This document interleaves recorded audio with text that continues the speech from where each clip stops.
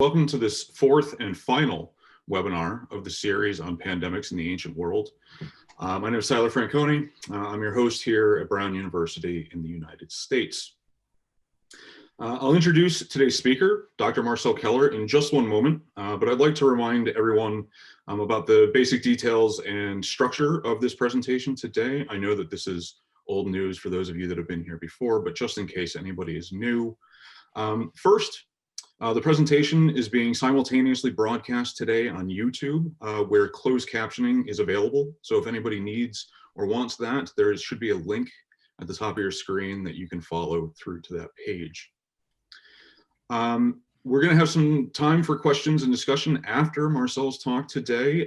So I again encourage everybody to use the Q&A button at the bottom of your Zoom screen to submit questions either during or after the talk, and I will ask them on your behalf during that time. And finally, this presentation, like the others, is going to be recorded and posted onto Brown University's YouTube channel in the coming days, along with the 3 others that are already up there for further viewing. All right, so with that all said, it's my pleasure to introduce today's speaker, Dr. Marcel Keller. Marcel is a postdoctoral researcher at the Institute of Genomics at the University of Tartu in Estonia. He completed his PhD at the University of Jena in Germany in 2019, where he worked with the Max Planck Institute for the Science of Human History in the Department of Archaeogenetics. He's an expert on paleogenetic traces of Yersinia pestis in the first and second pandemics, perhaps better known to some of you as the Plague of Justinian from the 6th to 8th centuries, and then the Black Death in the 14th century. This work explores the biology and dispersal in space and time of this deadly pathogen with genomic and phylogenetic approaches on ancient DNA from human skeletal remains. He published 2 groundbreaking articles on this work last year, including a paper in the Proceedings of the National Academy of Sciences entitled Ancient Yersinia pestis genomes from across Western Europe reveal early diversification during the first pandemic from 541 to 750, as well as Phylogeography of the second plague pandemic revealed through analysis of historical Yersinia pestis genomes in the journal Nature Communications. So we look forward to hear more about this work today. Marcel, thank you so much for joining us. It's great to have you. I turn it over to you. Thank you very much for this introduction. Thanks to the organizers for and to you, Tyler, for inviting me and organizing that, and also to my previous speakers in this series. So today I will talk about paleogenetic insights into the first plague pandemic. And before I start, however, I would like to emphasize that I'm not a historian by training. I'm a biologist, and therefore I won't give now a comprehensive overview of the history of the first pandemic, but will focus mainly on the biological aspects. However, if you're interested in the history and also the historiography of the first pandemic, I can recommend some literature. On the one hand, first of all, there's this dissertation by Stathakopoulos, 2004 published, which was one of the groundbreaking works for the Justinianic Plague and the first pandemic, where he collected a lot of material, not only of the plague pandemic, but also of other diseases, epidemics, and famines. And then, of course, Plague and the End of Antiquity, edited by Lester Little, which was sort of a Bible, probably not only for me, over the past years, working on the first pandemic. And then, of course, the book by Kyle Harper, who presented earlier in the series, published in 2017, where he had a whole chapter on the Justinianic Plague, which gives a good overview also over the scientific research of the first pandemic. And if you want to dig deeper, there are, on the one hand, an interdisciplinary review by Eisenberg and Mordecai, published last year, which sort of can be used as a bibliography, and then the extensive bibliography that Monica Green put together on the Justinianic Plaque for another webinar about a medieval academy. So let's start with the Justinianic Plaque. So in this talk, I will also make the differentiation between the Justinianic Plaque, which I use as a term only for the first 4 years of this epidemic during the reign of Justinian I, who was eponymic for this plague pandemic, and the first pandemic, which I will use as a term for the whole 200 year of plague presence in late antiquity and early medieval time. So the Justinianic Plague, from what we know from witnesses of this time, probably started in Pelusium in Egypt. That's what Procopius, for example, wrote, although there are also attestations that it started in Ethiopia, where it's unclear if this is just a topos used by the historiographers or if it's a real observation. However, we can basically assume that it reached the Mediterranean, started on the Mediterranean coast in Egypt, and spread from there in two directions, west and east, which is quite well documented, for example, by John of Ephesus, who traveled from Alexandria to Constantinople and basically saw how the plague spread along the coast, along the coastline, eastwards and northwards to Constantinople, where it then caused a quite huge outbreak in a few months later, and then in the later months also spread through the whole Mediterranean, at least to Italy and France, probably also to Spain, and then also more inland in large parts of Europe. If it reached the British Isles already in this time was unclear for a long time. There is only scarce evidence for the British Isles, for example, in the Annales Cambriae for England. But basically these sources only write about the mass mortality, which could have been also caused by something else, but was associated with the Justinianic Plague since it's contemporaneous. However, this was only the onset of this pandemic, of the first pandemic. There are dozens of more outbreaks reported for the next at least 200 years that are focusing mainly on the Near East, where we probably also have a much denser sources for the pandemic than in the West, where we also have reports, especially for Gaul, for example. However, we talk here about plague, but was it really plague as we know it as the bubonic plague from the 20th century or late 19th century, when Alexandre Yersin discovered the plague bacterium that caused this disease in the so-called third pandemic that started in China? Or was it just another disease as it was, for example, discussed by Karl Harper for the Antonine Plague? One could also ask, whodunit, does it matter?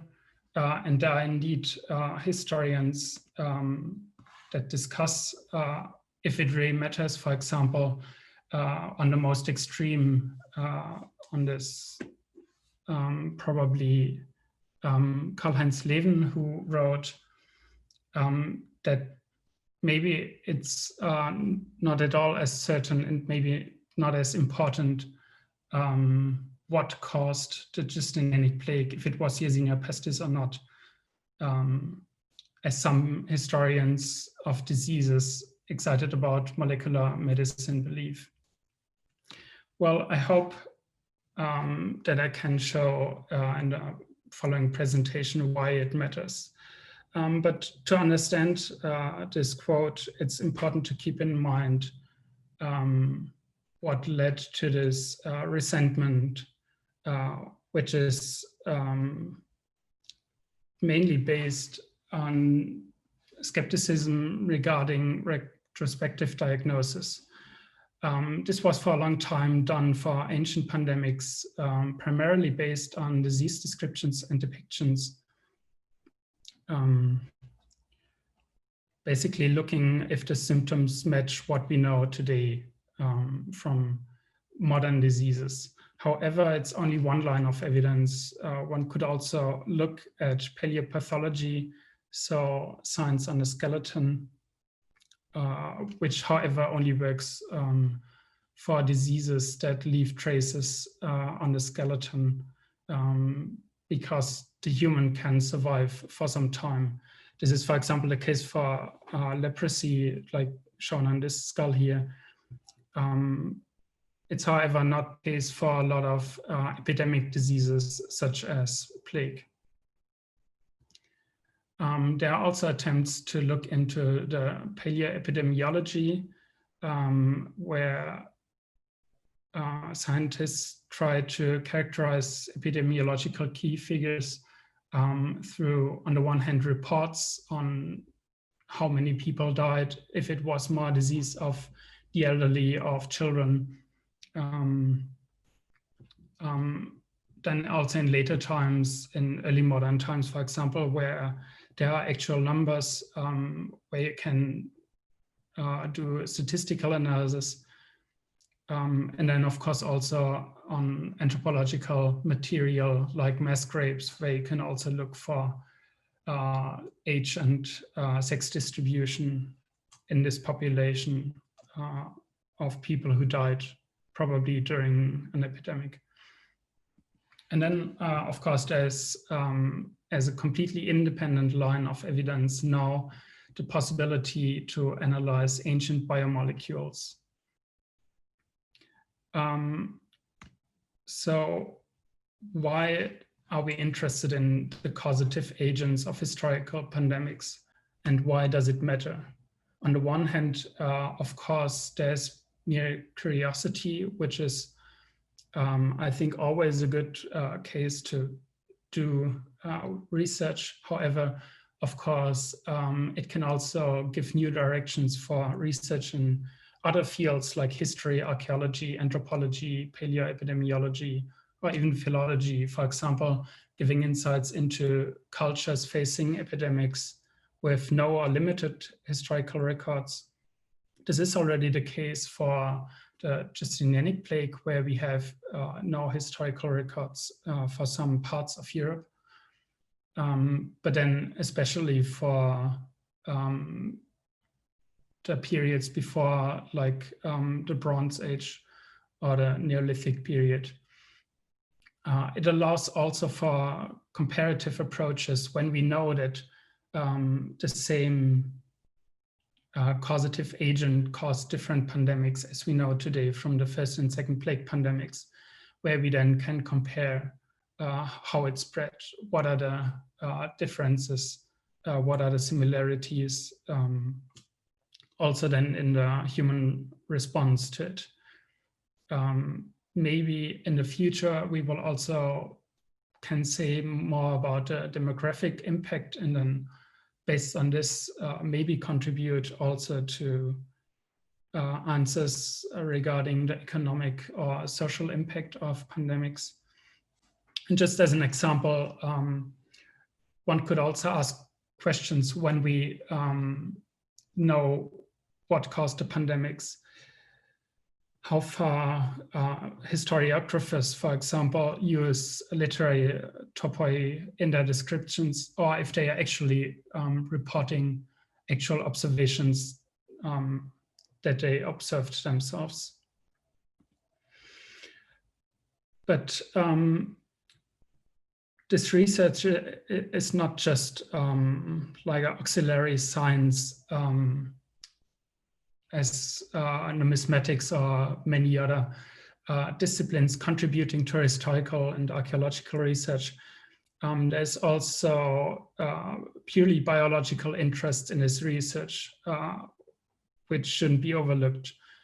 So with reconstruction of ancient genomes, we can, for example, trace the evolution of pathogens, which is basically impossible when you don't have the ancient diversity of these pathogens. Theoretically, one could also look into the co-evolution of pathogens and hosts, where there are also some attempts now to do that. And one could also look into disease dynamics about the spread and maintenance of pathogens, for example. And these are just a few examples why it matters. And this has been well proven already 2011 by the first ancient genome of a pathogen published, complete genome by Bose et al., which was a Yersinia pestis genome of the Black Death, where the authors could already show that it's, for example, a basal genome that gave later rise to strains that are still present today around the world through the third pandemic that spread then later in the 19th and 20th century. But why Yersinia pestis? There are several reasons why there is so much research on Yersinia pestis or plague, so that we could almost talk about Yersinia pestis as a model organism for historical pandemics. One of the most important factors, I think, is that we have a century or even more of historical and biological research on plague and plague pandemics, especially on the second pandemic, which our research is basically based on. Then we have buboes as pathognomonic symptoms, so symptoms that are specific enough so when we look into the literature, historical literature, that we can more or less securely do a retrospective diagnosis just based on that. We have a high mortality, so we can expect a presence of multiple and mass burials, which helps then for finding samples for our research. Then it causes septicemia, which means that the bacterium proliferates in the blood. So we have a good preservation of the DNA in the pulp chamber of teeth, where they are well protected from the environment, the material we normally go for in our studies. It's relatively easy to distinguish Yersinia pestis from commensal and environmental species that might contaminate the samples. And also it's a clonal species, so we don't have recombination, no exchange of genetic material between strains, which makes it comparatively easy to track the evolution of the bacterium and build phylogenies.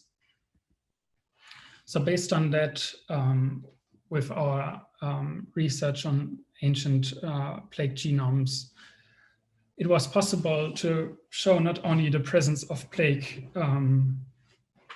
during the first pandemic and the second pandemic, but also, for example, for the late Neolithic and Bronze Age, where it was previously completely unknown that plague was affecting humans already in this time.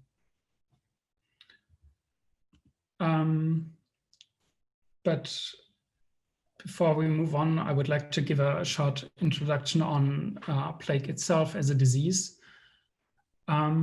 So what is important to always keep in mind is that plague is not primarily a disease of humans, but animals, more specifically of rodents, especially wild rodents like marmots or gerbils, like shown here, which then, where it's then maintained via fleas, which then can also transfer it to commensal rodents like rats, which are then associated with humans. And in the common model, it's then also fleas who transmit plague from rats to humans, where they then typically after a flea bite, the bacterium travels to the next lymph node, causing the so-called bubonic plague with this bubo, like a swelling of the lymph node, shown here. But it quite often also disseminates in the blood when it's then called septicemic plague. And it then can also travel to the lung, causing secondary pneumonic plague, which is quite lethal, almost in 100% of the cases. However, in this case, it's also transmittable directly from humans to humans via droplets.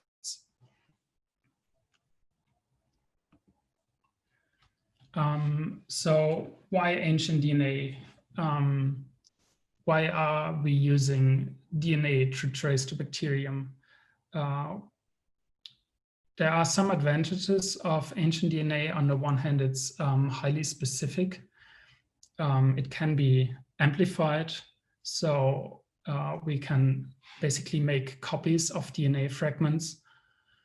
It can be sequenced, so we can read basically the genetic code, and we are directly looking onto the genetic blueprint of the organism, which carries traces of the genetic ancestors, but also is direct subject to evolution. Some of the problems dealing with ancient DNA are, we are always looking on metagenomic DNA, so we have a wild mix of different sources, like environmental bacteria, the host, in this case, the human DNA, and also the microbiome DNA from the oral microbiome, for example, that we often find in our samples. And the target DNA is normally quite low in quantity, so it's often below 1%. The DNA that we are looking for, it's normally highly fragmented. So most of the fragments are somewhere between 30 and 150 base pairs. And we have DNA damage, which can, on the one hand, be used for authentication, but can also be chemically removed to have basically clean genomes in the end without this misleading damaged sites. However, DNA is only one biomolecule that theoretically could be used.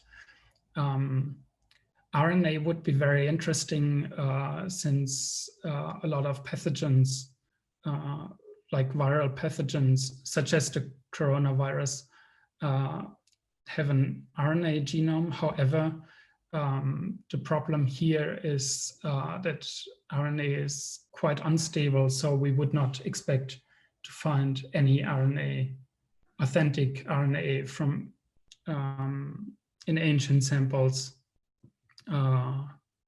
like from archaeological excavations. We could also look into proteins, which are less specific and not amplifiable, but often show a better preservation than DNA. So especially for periods that are much far back in time, or for locations where the DNA preservation is very bad. This could be one line of research that could be applied here. And also there is some progress in the method development of proteomics, which is quite promising. There are also other biomolecules such as lipids and metabolites that could be used. However, that's often unclear how specific they are, and they are vastly unexplored so far. So looking on the genome of Yersinia pestis, we have the chromosome with around 4.6 million base pairs, but also 3 different plasmids, which are smaller DNA fragments that are normally associated with virulence. And only one of them, PCD1, is also present in other Yersinia, such as Yersinia pseudotuberculosis, but the other two, PMT and PPCP1, are specific for Yersinia pestis, which helps a lot in identifying plague in ancient samples. We especially look for the PCP1 plasmid, for example, in screenings, because it's abundant in the cells in high copy number with up to 100 copies, where we then often look for one specific gene, a virulence gene, PLA, which we then amplify in a PCR, which was also done like in the very early PCR studies done to identify plague burials. However, of course, we want to reconstruct the whole genome, especially the chromosome of the bacterium, for especially phylogenetic analysis. So what we normally do is we have a tooth sample, because it's, as I said, well protected from the environment and might contain remnants of the blood where the bacterium spread.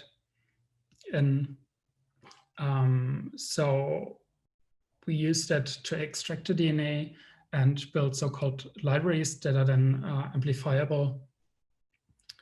But as I said, normally we have a wild mixture in these samples, where the pathogen, like Yersinia pestis, is only a minor fraction.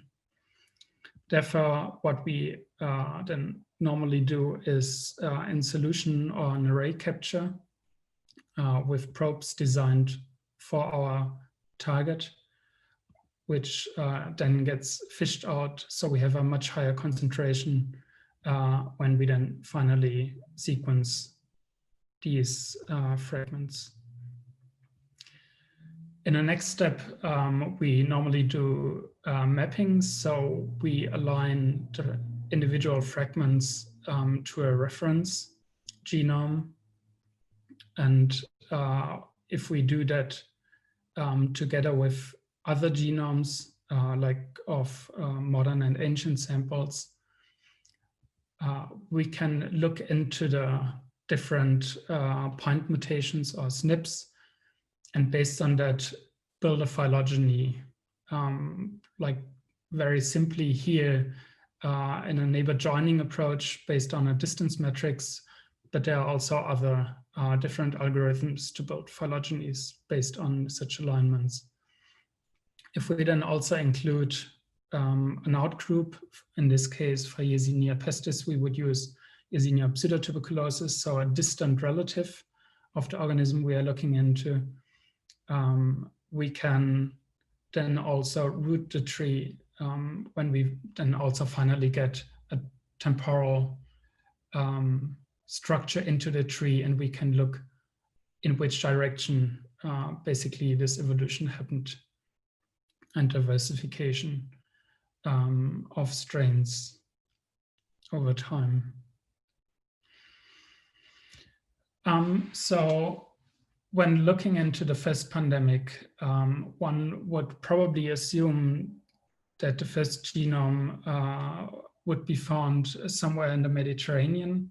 However, the first genome that was published was found in Aschheim in modern-day Bavaria, Germany, where it was completely unknown previously from historical sources if plague was present there. This is basically based on a publication by Wichmann and Gruppe in 2005, who first identified plague DNA based on a simple PCR on this cemetery in a double burial, which then later on was also confirmed through next generation sequencing, reconstructing the full genome by Wagner et al. In 2014. Later confirmed with a site close by Altenerding, where Feldmann et al. 2 years later then also reconstructed basically the same genome. As these studies could show, the Justinianic plague was caused by a completely previously unknown lineage of Yersinia pestis that got extinct later on. And it was also independent of the second pandemic and the Black Death, which emerged much later than in the earliest in the 13th century, causing then in the 14th century the Black Death. But of course, we were interested in reconstructing more genomes and also look into the progression of the plague pandemic over time. To do that, we had basically two approaches. One was a systematic screening of late antique to early medieval cemeteries in Bavaria, where we already knew that plague is present in this time and region, but also in several other places in Europe, in France, Britain, and Spain. And of course, this research was again based on previous studies. On the one hand, for example, a dissertation by Heide Lüdemann, who collected multiple burials on these early medieval cemeteries in Bavaria, which was a great source for finding this material. But also, for example, the research of Michael McCormick, who published in 2015 and 16 a collection of mass burials and multiple burials of late antiquity.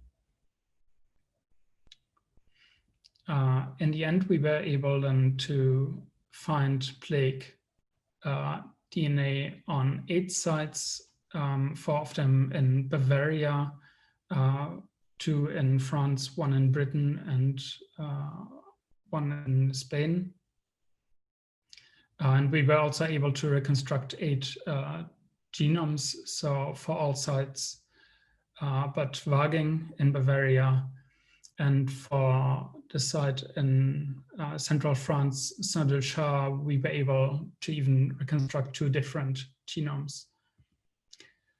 When we then look on the phylogenetic tree, including these new genomes, we can see that they all cluster together with the already known genome of Altenerding. However, only 2 of the Bavarian genomes are identical with it. So basically due to the same outbreak. Another genome from Bavaria, from Petting, the genome of Valencia in Spain, And all of the French genomes that we reconstructed, however, emerge from a polytomy shown here in this tree, which is quite remarkable since we haven't seen something like this for the second pandemic so far. However, we know that such polytomies are often associated with epidemics, as basically on branch 1, where we see a similar structure here, associated with the onset of the third pandemic in the mid-19th century. As I said, we found 2 different genomes in Lunel-Viel in Saint-Luchard in France, which is quite remarkable, which also hasn't been previously, for example, for the second pandemic. And I will come to that in a moment.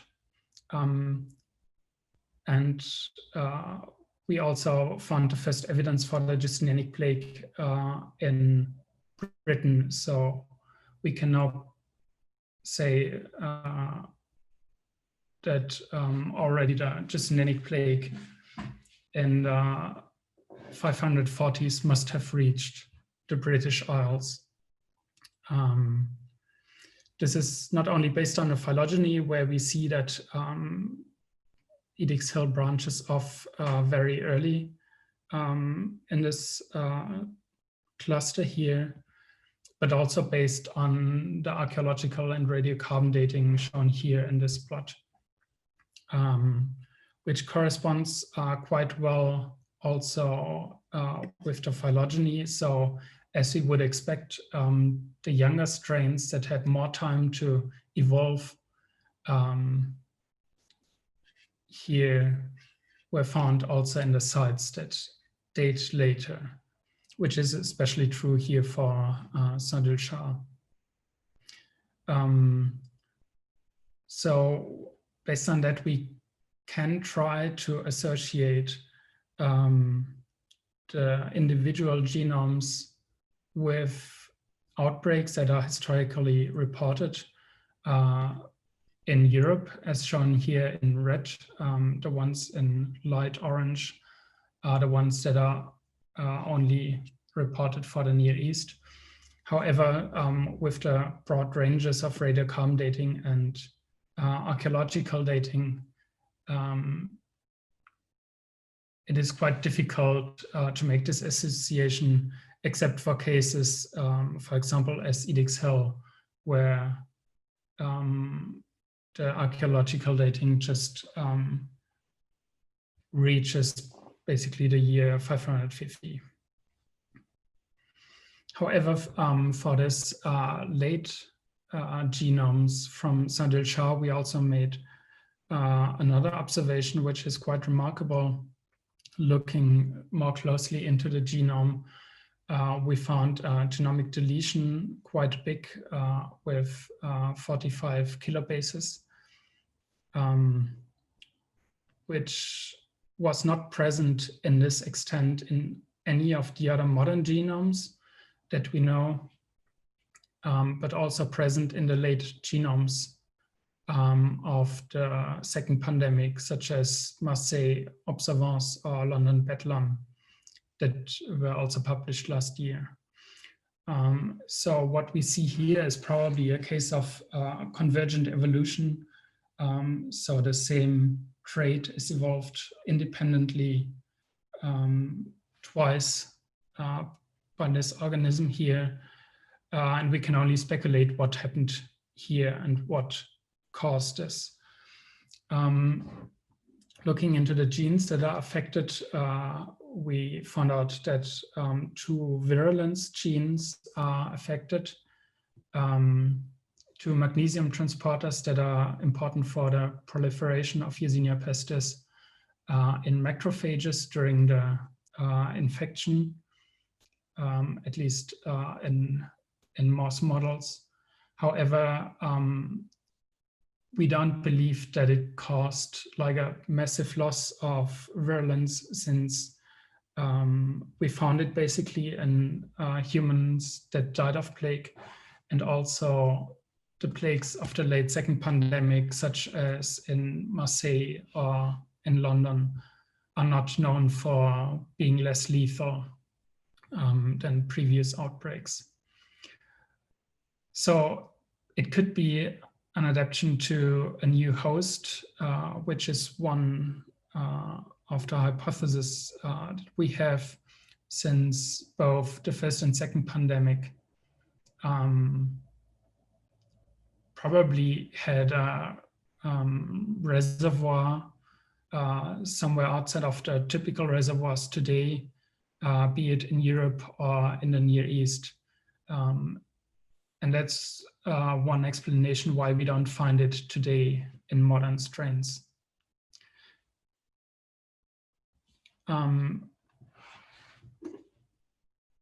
However, this genomic research can also give interesting insights into the archaeology of the sites we are looking at, which I want to show here briefly on Saint-Shah, where we found the two different genomes.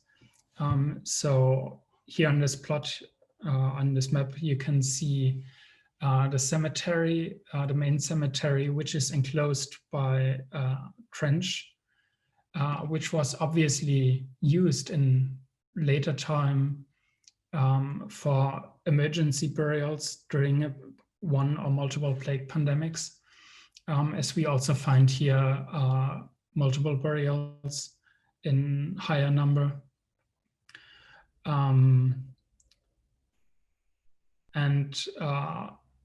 Here we found these two different genomes, which are quite early divergent from each other, which leads to the question if we see here two different pandemics, epidemics caused by similar strains,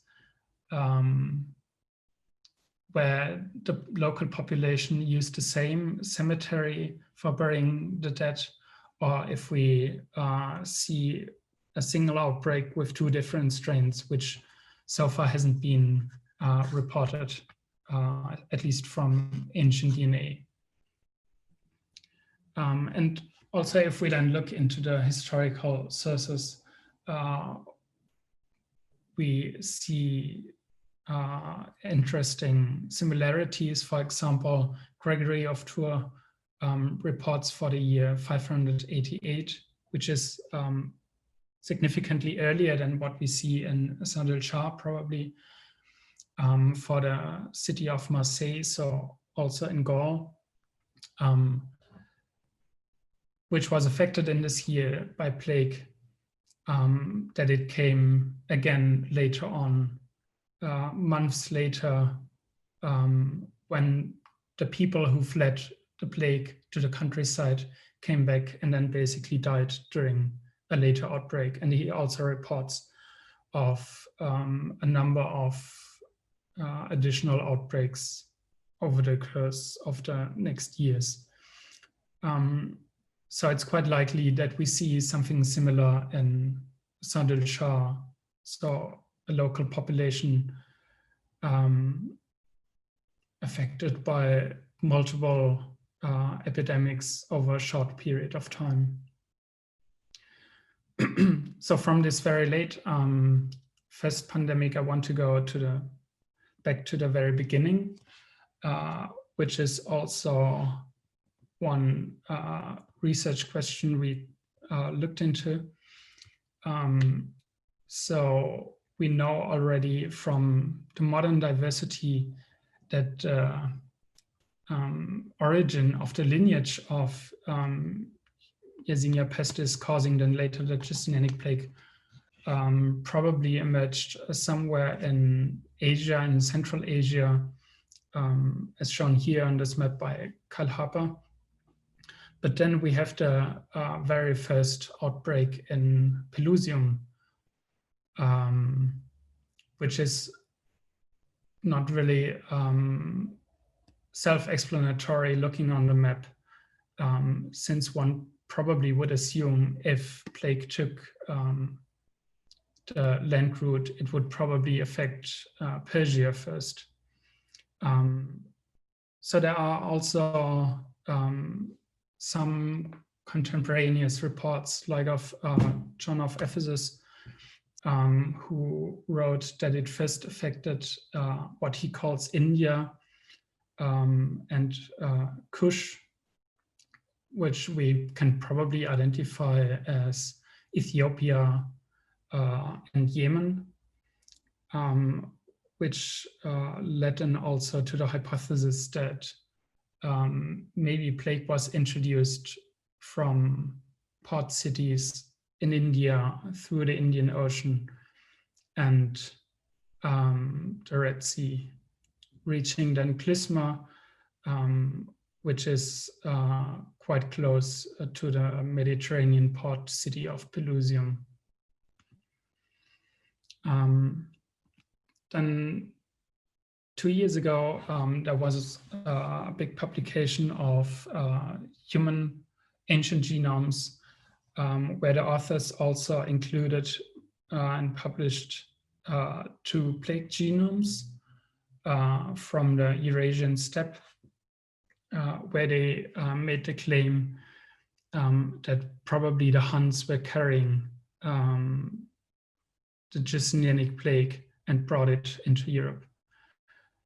More specifically, they write in one section that they find provisional support for the hypothesis that the pandemic was brought to Europe towards the end of the Hunnic period through the Silk Road along the southern fringes of the steppes. We looked more closely into their evidence, especially the genomic evidence for their claims, and wrote a comment that was then later on answered by the authors.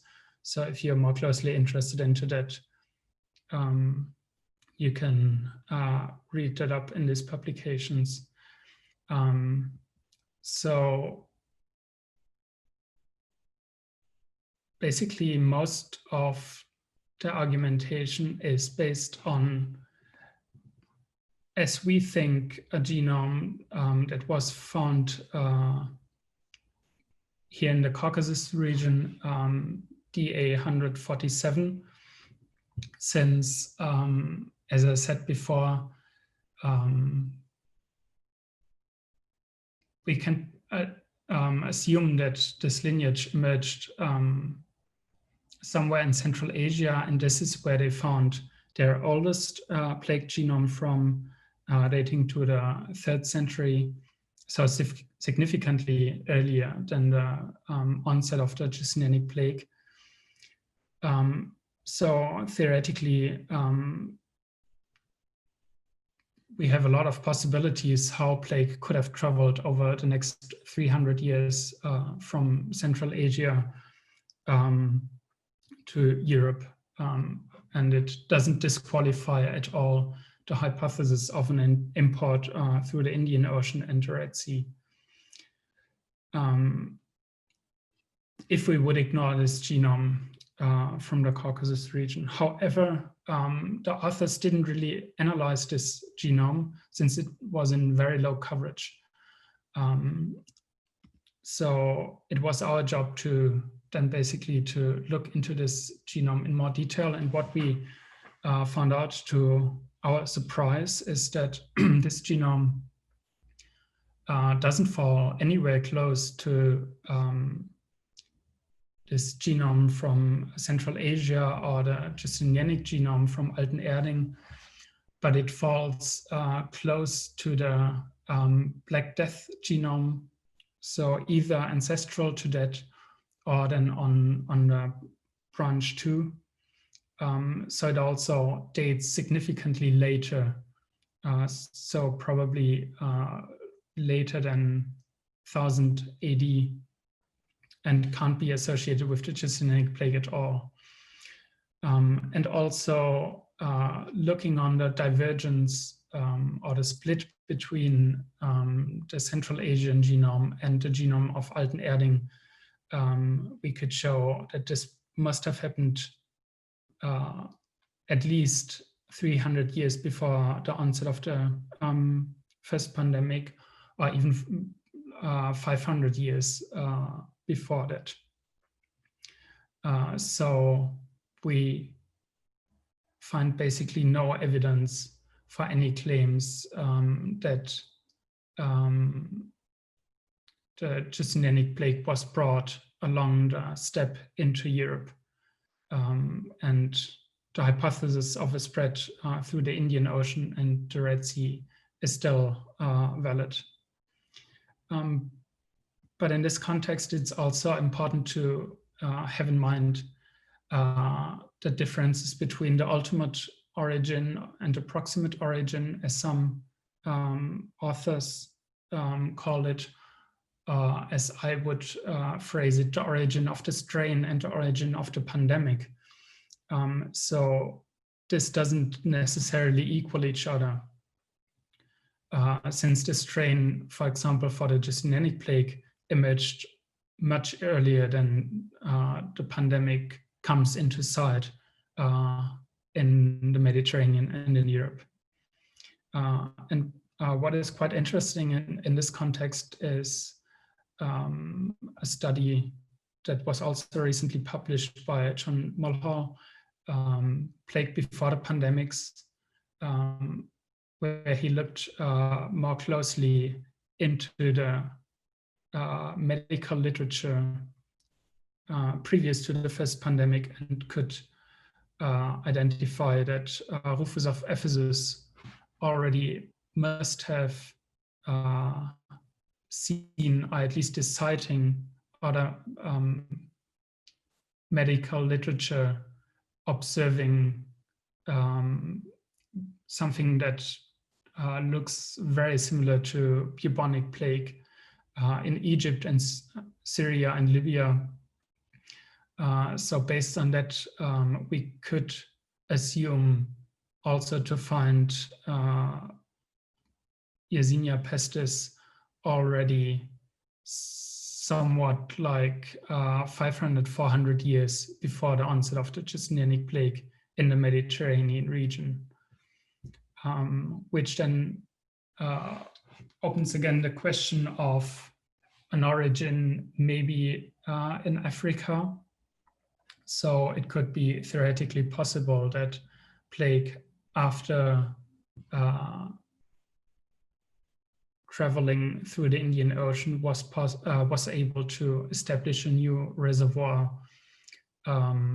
somewhere in Africa that later then got extinct. Basically,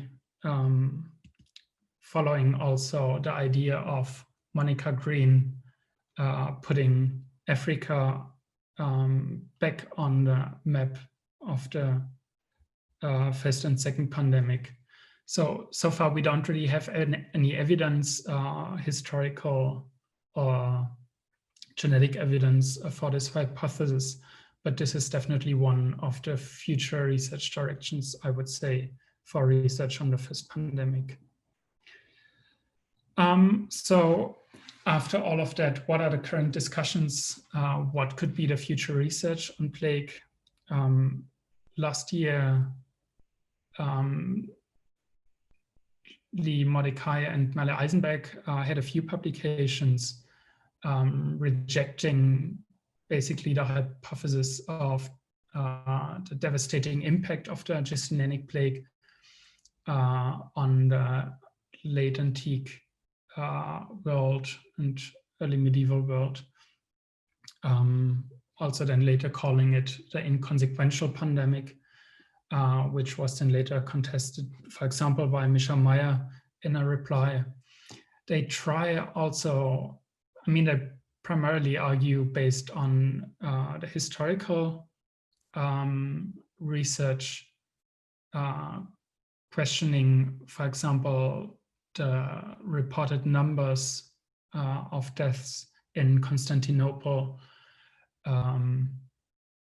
but they also try to argue with the genomic evidence that we have so far. However, in my opinion, it will never be possible to argue based on the finding of a pathogen in a site and the reconstruction of this genome to, in any sense, lower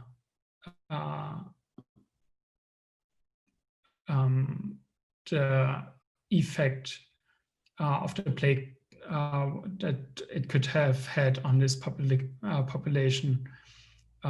So whenever there is plague presence, I would rather argue that it's a sign for this population being affected, especially if we found it in multiple burials, as we did it in our studies. So future research, not only, but especially also for us as paleogeneticists, will be to look more closely into what happened between the emergence of the plague lineage causing the first pandemic and the onset of the Justinianic plague, and how it might have gotten into Egypt. If there were any transient or temporary reservoirs in the meantime, for example, in Africa, and maybe if it even caused epidemics and pandemics previously to the Justinianic plague. What happened in the Near East and Northern Africa. So far we don't have any genomic evidence for plague from these regions, which were quite important, especially in the later phase. Then also, we still don't know what the reservoir species of plague were during the first pandemic and where these reservoirs were located. We don't know what the functional consequences of the genomic deletion were that we find in the younger strains, and if it could have been an adaptation to a new host species. And many more questions, of course. That's it from my side. Before we come to the questions, I would like to thank all of my colleagues and collaborators that contributed to these studies, and also to all of the historians who discussed their research and our research with me over the past years. Great, Marcel, thank you so much for that very detailed and very informative talk. And thank you not only for presenting your research, but giving us a good context in which it exists for all of us that are not that are not specialists in paleogenomics. So thank you very much for adding that didactic level to the presentation. We have a fair number of questions already that have come in, but I wonder if while I give them a second to further accumulate, I might ask you a little bit more about your thoughts on the mortal impact of the Plague of Justinian. So you said just towards the end here that you feel like the geographic extent of the genetic evidence for Yersinia pestis is indicative of a disease with a high impact and a high distribution. But I wonder if you can say anything about how you might estimate the mortality that would go along with that kind of a spread. Do you have thoughts on high, low numbers, or anything like that? Yeah, well, that's a very tough question, and I don't know if we will ever able to do that based on genetic data. One problem that I didn't talk about much yet is that we have probably a high number of false negatives. We see that especially, for example, in the multiple burials and also mass graves, as we have it from the second pandemic, that sometimes we find in a burial of be 2, 5, or 50 individuals, only a few that are positive for plague DNA. So we assume that we are able to detect it only in a fraction of the individuals that actually died from plague. So we can always just report a minimum number. Then what, for example, Mordecai et al. Did was looking into multiple burials and the number of multiple burials over time in different regions, which of course can be done, but it's of course important to keep in mind that plague and the need for emergency burials is only one reason to bury multiple individuals in the same grave. So it could also be other diseases or other events where a lot of individuals die, like warfare. So also this kind of analysis doesn't lead too far, I think.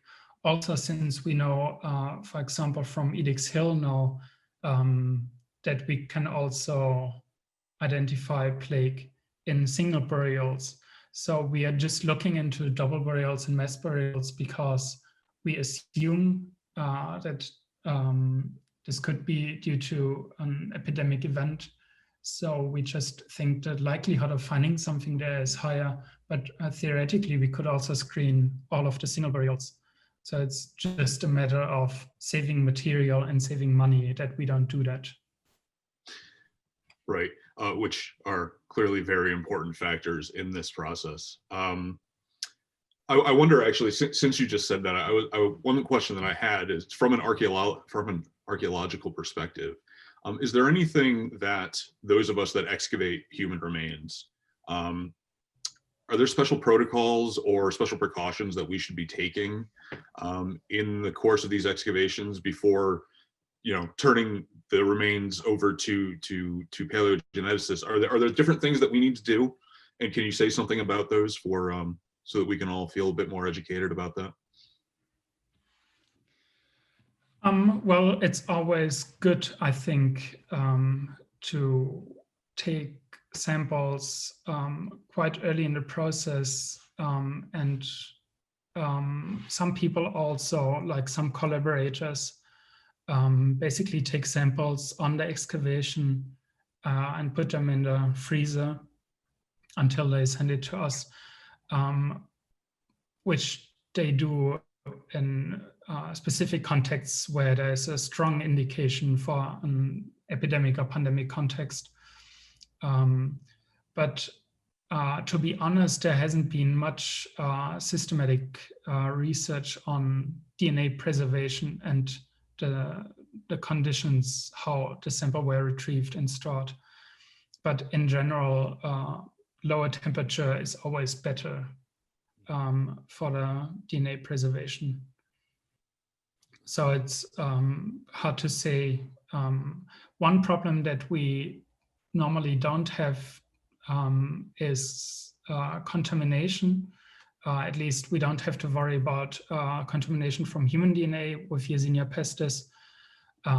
So from that point of perspective, it's not really necessary to take them under sterile or like low contamination conditions, as it's done sometimes for human DNA.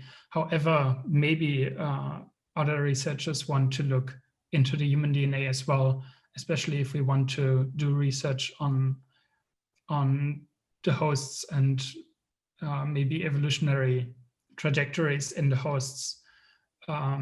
So I think it doesn't do harm to also look for to lower the contamination risk during sampling and during excavation. And of course, don't lick the bones, but I think I don't have to tell this archaeologists anymore. Most of you should know it by now. Let's hope. But always good to be reminded, and thank you for that, those thoughts on the methodology for it. All right, so we have a lot of questions from attendees. So I think I'm going to just start at the beginning and we'll go through what we can. So they're not necessarily going to be thematically grouped, and we might come back to some things as we go, but we'll see what we can get through. And for everybody submitting questions, please continue. We'll get through as much as we can today, and I'll be sure to pass on anything left to Marcel afterwards with contact information. Okay, so we'll see what we can do. All right, so first, we have a question from Ian Light, who asks that while Yersinia pestis is clonal, it still is possible to have horizontal gene transfer through plasmid acquisition. How does this complicate potential evolutionary reconstruction of the pathogen? And are there current aDNA analyses challenged by the potential for relatively rapid and large-scale evolutionary changes characteristic of bacteria? That's an interesting question. So one thing to keep in mind, which I didn't talk about specifically, is that our phylogenetic analysis, like shown here on this tree, yes, is only based on the chromosome. So we only look into the chromosomal DNA and not into the plasmids. There hasn't been much research done, as far as I know, on the plasmids regarding their phylogeny. One problem is that they are quite small and therefore not accumulating mutations that fast.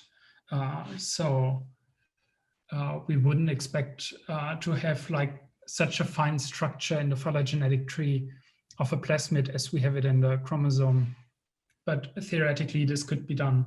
And there's also now more research done on the plasmids on ancient DNA, for example, on a recent study on second pandemic strains. And also something else that is important to keep in mind, that with our approaches where we do a mapping to a reference genome and not de novo assembly, which could theoretically be done, especially when you have larger fragments of DNA. With this reference-based approach, you are only finding what you're looking for. So acquisition of additional virulence plasmids from other organisms, which is theoretically possible, is currently not really visible to us with our methods. So we would have to specifically look for that. And then, which is even harder, we would have to show that this plasmid is coming from Yersinia pestis and not from an environmental or commensal strain that's just happening to be in the same sample that we are analyzing. So to follow that up with a question that I think is very closely related, Lucas asks whether you were also able to analyze genetic or morphological traces of other diseases that may have affected the individuals that you tested. And are there any indications that a higher ratio of already weakened individuals died by plague, and any diseases that may be co-occurring in these individuals? Also a good question. There's one problem with our previous studies from last year, that we are basically doing a PCR screening very early, like directly on the DNA extracts, and then continuing directly with capture of the plague DNA. So in these studies, we only looked into the plague DNA, and we haven't done what is called shotgun sequencing, where we then have an unbiased view on the whole DNA that's in this sample, where we then could also identify other pathogens. However, from the screenings that I have done that are not part of any publication, I couldn't identify any other pathogen in any of these samples of the first pandemic. However, I would expect that there's more coming in the future, and already this year there was one publication by Giffen et al.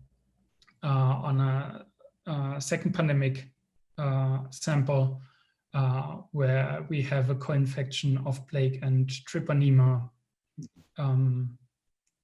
So it's possible with a shotgun approach on the samples that will probably also be applied more in the future, now that also the metagenomic screening methods are better. And I'm expecting that there will be more published on that.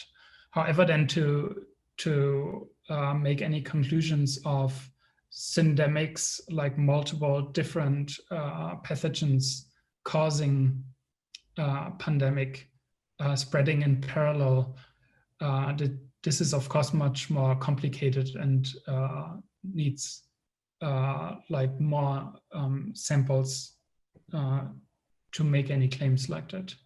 Right. So let's see, next.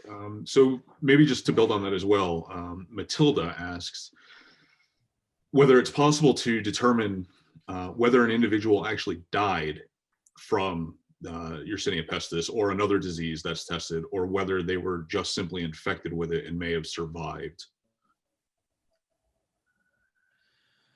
For plague, this is relatively easy to answer, I would say, because so bubonic plague in a time where we don't have any antibiotics or other treatment, bubonic plague is lethal in around 50% of the cases. Pneumonic plague, even like something around 100%. And then also the individuals that survive will probably have a complete clearance of the bacterium, at least from the blood.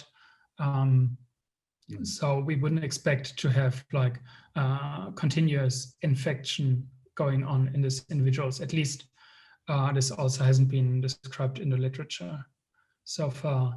That's different, of course, from other pathogens, something like tuberculosis or leprosy. There it's, of course, possible that individual survives years and decades with the pathogen, with the infection, and where we then might be also able to trace the bacterium via DNA in this individual without this individual having died from it. Great. Well, that's a very clear answer. Thank you. Is it actually possible to distinguish between bubonic, pneumonic, and septicemic plague in the DNA evidence, or is it? Can you just tell it Yersinia? Well, if we find it in the tooth where we are normally looking at, we can be quite sure that it has reached a septicemic stage, but we can't make any conclusions how this infection started, if it was first pneumonic, like if it was primarily pneumonic plague, or if it started as bubonic plague. And also, there's not really a difference in genetic difference. It's just like by chance how the bacterium gets transmitted. So one wouldn't expect genetic differences there, or that it's possible to differentiate this based on the genome itself. Sarah Murray asks, do we know what rate the plague was communicated at, and did changes to the plague genome affect the symptoms and mortality rate of the illness that it caused? This is quite difficult to answer. I would say, because it basically reaches into the disease dynamics. So what we see with our genomes are basically just snapshots into the dark, basically, of this big epidemics. So making any conclusions about the disease dynamics based on that is quite difficult. But it's also important to keep in mind that Yersinia pestis is not only a clonal species, but it's also quite slowly evolving in that sense that we don't see major differences in the virulence as we see it for some other pathogens, where we have different strains causing quite different spectra of symptoms, or where we have different host ranges. So in this sense, Yersinia pestis is quite uniform. So except for the late Neolithic and Bronze Age genomes, where we have significant differences, all the genomes from the first and second pandemic, as well as most of the other modern strains, are quite similar. So we wouldn't expect that genetic factors are causative of differences in the disease dynamics. Another question here turns to the archaeological context again. So Jordan Chiron asks that in some mass graves, sometimes related to other pandemic diseases, it seems that bodies were covered in lime or other plaster-like substances. What, if any, impact do these lime or other substances have on the survival and reliability of aDNA, if any? That's a good question. I mean, first of all, the question is if we see this mortuary practice, funerary practice already in antiquity, and I'm not sure about this. Probably you as an archaeologist might know this better. I know of this, especially for epidemic contexts, only from the early modern time, when it's also like historically documented that mass graves have been treated like that. And I know only of a few burials with limestone, with quicklime, where plague DNA has been recovered from. There are some from the second pandemic in our paper from last year, I think from Landsberg. So at least in these cases, we were able to retrieve the DNA, but one would have to design much like more sophisticated or sophisticated studies with much more samples to really see effects there in the preservation. So the whole topic of DNA preservation is still a bit enigmatic to us, since there are not many like systematic studies on that, especially since still evidence for bacteria, pathogens are still relatively scarce compared to the masses of samples that have been collected for human DNA. Right. I think the archaeological context that he's perhaps thinking of are earlier than the first pandemic, but sort of mid to late imperial. There's cases from Rome from maybe the 2nd or 3rd century AD, and from Egypt around the same time, and they've been tentatively linked to the plague of Cyprian.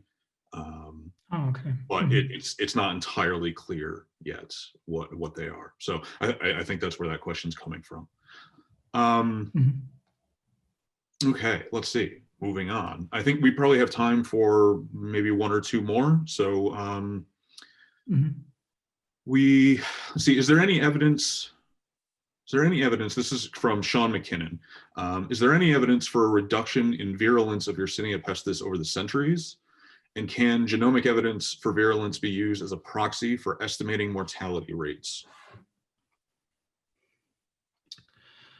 So as I've shown here on this slide, we indeed see changes in the genomic makeup of Yersinia pestis over the course of the first and second pandemic, which is, by the way, something that is not really surprising. So we see a lot of architectural changes in the genome of Yersinia pestis between different strains, and also the loss of genes is quite common in Yersinia pestis, since anyway a lot of genes from its ancestor Yersinia pseudotuberculosis are already pseudogenes, so they are not like active anymore in Yersinia pestis. But it's quite hard to make any predictions on that.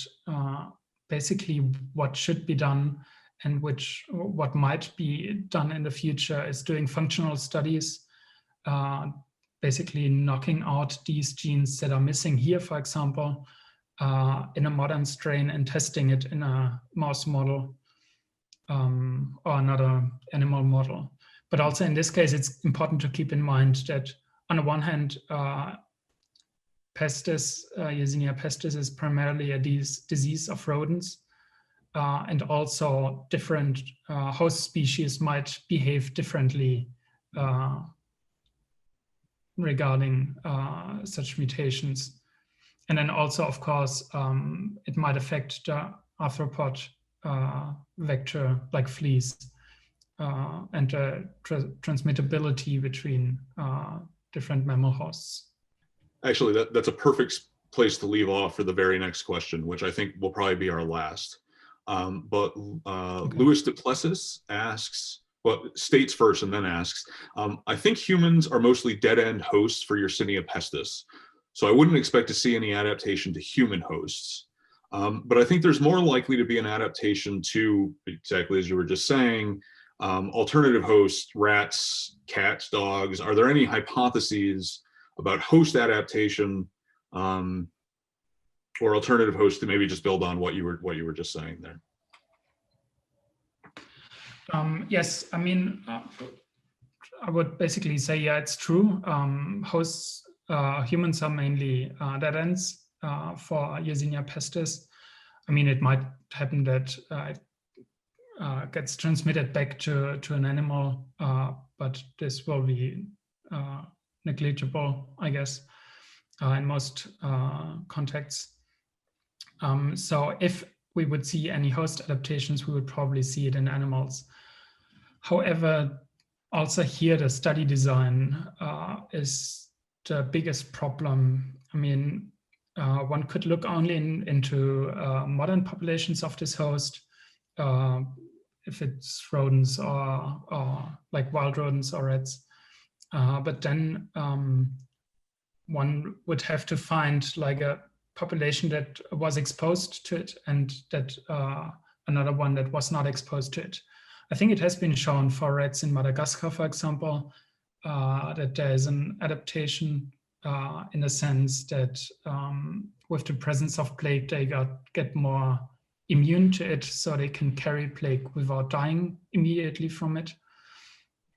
But that's like quite specific for this region and like the current epidemic or ongoing epidemic in Madagascar in 20th and 21st century. Another problem is that we, of course, don't really have the animals from the first and second pandemics. So it has been now sequenced from rat sample recently this year on a rat from the second pandemic. So this is like kind of a proof of principle that theoretically we can retrieve plague DNA from animals. However, the remains are quite scarce. So normally we don't find rodent bones on the one hand because they are just not preserved, on the other hand because archaeologists often don't look for them. So looking into the hosts of historical pandemics is quite difficult, just because the samples are probably not there, especially if it comes to wild rodents or in general wild animals. Right. Well, so clearly much more to be done in the future in this field as we continue to develop these questions and move on, right? Well, I think that's probably a good place to stop and bring the questions to an end. So Marcel, thank you very much for such an interesting talk and very interesting discussion. There are many more questions that I'll send to you afterwards, and I apologize to everybody that we didn't get to address. But Marcel, thank you. It was really Yes, great. and thank you very much for inviting me. No, our pleasure, very much. And now, just before we go, I had a few final words that I wanted to say just as we wrap up this series. And I want to start by, again, expressing my immense gratitude, not only to Marcel today, but to Hunter, to Andrew, to Kyle over the last few weeks for joining us and talking about their work. I hope that these talks have been interesting to many. I'm sure they have, but I hope that they've also hopefully highlighted current work on disease in antiquity and identified, just as Marcel has just done at the end here, more paths forward and more inspirations for future research design. While also, I hope, highlighting the incredibly valuable contribution that interdisciplinary studies of these topics from the perspectives of history, archaeology, literature, and paleoscience, what these all have to bring to the table. So that's the first thing. Thank you to all the speakers very much. I'd also like to thank a number of people behind the scenes that have not been on screen, but have been making sure that this has all gone smoothly. So first, I'd like to thank the Joukowsky Institute for Archaeology in the Ancient World at Brown for supporting this endeavor. But I'd also like to thank media services and event planning that have made sure that everything has gone smoothly. So especially to Mike, Jess, Jake, Paul, Kyle, Max, and Liza, thank you all very much for your help. And finally, I'd like to thank everybody in the audience for your attendance, your attention, and your interest, both today and over the last few weeks. We've had hundreds, perhaps thousands, I haven't exactly counted everybody yet, but from 6 continents tuning into these talks. And you've really allowed us to reach an audience far beyond what we had originally imagined. So thank you all very much for that. And to all of you, to all the speakers, to everybody involved, I hope that in the coming months, as we face our own pandemic, that everybody stays safe and healthy over this winter. So thank you all very much. Marcel, thank you once more. I hope that everybody has a good afternoon and evening wherever you may be.